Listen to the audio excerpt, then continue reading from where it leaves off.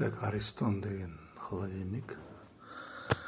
Астында мындай мұз жиналып қалған, сосын мына жаққа аққан.